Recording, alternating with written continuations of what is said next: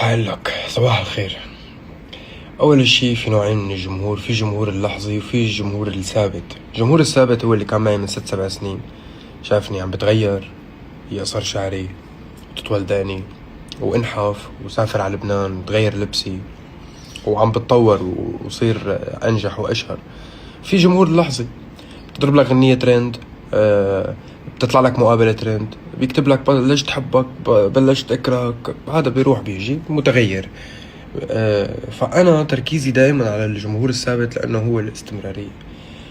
والجمهور الثابت ما بتحركه هي، ما بتغيره هي.